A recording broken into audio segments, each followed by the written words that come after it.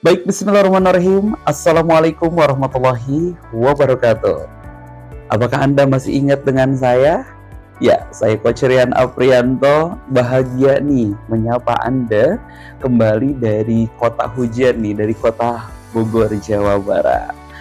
Di video kali ini, saya ingin berbagi tentang 3 hal yang akan mampu membuat Anda jago dalam public speaking.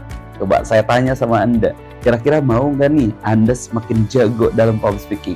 Saat berbicara, mampu membuka audiens, saat bergerak gitu ya, gestur Anda bisa powerful, termasuk Anda mampu untuk membuat konten-konten materi yang sangat menarik dan sangat dahsyat. Kira-kira gimana dong Kang Rian? Saya penasaran nih Kang. Oke, oleh karena itu kita akan langsung bongkar saja. Bapak Ibu semua, dalam public speaking ada 3 langkah atau 3 hal yang harus kita lalui sebagai proses agar kita mampu menguasai skill public speaking. Artinya apa? Public speaking ini merupakan sebuah ilmu proses, bukan ilmu instan. Jangankan ya kita makan mie instan misalnya, mie instan aja walaupun namanya instan tetap harus ada proses, betul ya? Proses dalam membuatnya, mulai dari kita mengambil mie instannya misalnya di dapur, kemudian membukanya, kemudian juga kita memanaskan air dan lain sebagainya ya.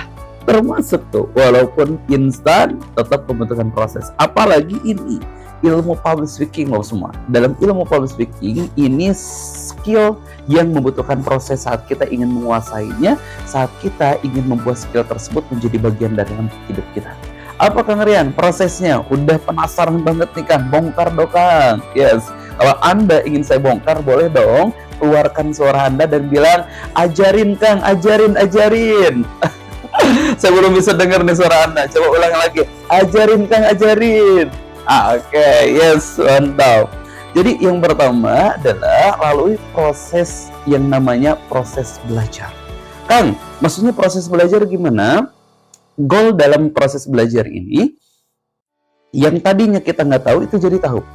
Yang tadinya kita nggak bisa itu jadi bisa gitu ya. Nah, artinya apa? Misalnya Anda ingin belajar nih tentang bagaimana cara berbicara yang mampu membuka audiens. Akhirnya Anda ikut sebuah training, Anda ikut sebuah pelatihan. Dan di pelatihan itu diajarkan misalnya ya, diajarkan bagaimana cara mengatur gestur tangan, mengatur eye contact dan lain sebagainya. Sehingga ketika yang tadinya Anda nggak tahu caranya, nggak tahu langkahnya jadi tahu. Yang tadinya Anda nggak kepikiran, oh harus gitu ya kontak mata ketika berbicara di depan kamera. Oh ternyata mata itu harus lihatnya ke fokus kamera, bukan fokusnya ke layar dan seterusnya. Akhirnya apa? Anda jadi tahu. Tapi itu baru tahap pertama, proses belajar. Dari yang tadinya nggak tahu menjadi tahu. Yang kedua, kita lanjut loh semua. Proses yang kedua, ketika Anda semakin jago, semakin terasa skill Anda, yaitu apa? Proses praktek. Artinya bukan hanya sekedar tahu semua. Anda baca buku, Anda nonton video di YouTube gitu ya. Termasuk di video YouTube saya. Jangan lupa bagi yang belum subscribe, silahkan subscribe channel Rian Aprianto Official ya. Oke, iklan dulu nih. Oke, termasuk juga Anda ikut pelatihan ya, ikut training yang murah, yang sedang sampai yang mahal sekalipun. Tapi ketika Anda tidak lakukan proses yang kedua ini, maka ilmunya ya hanya akan bertahan sampai pada langkah pertama, sekedar tahu. Tapi yang kedua, saat Anda melakukan proses praktek, artinya praktek di sini yang tadinya kita udah tahu, kita latih semua. Yang tadinya kita nggak bisa jadi bisa gitu ya.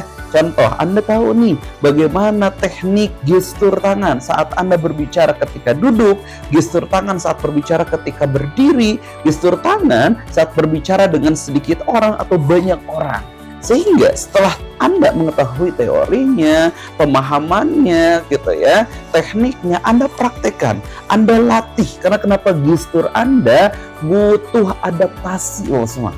Ibaratkan ada seseorang yang sudah sakit gitu ya, beliau berbaring selama beberapa bulan di rumah sakit, dan ketika beliau mau berjalan itu butuh adaptasi lagi, betul? Oke, agar organnya nggak terlalu kaku lagi, sehingga beliau harus dilatih setiap hari, diberikan gerakan-gerakan yang sifatnya misalnya mudah, sedang, sampai gerakan-gerakan yang lumayan berat gitu.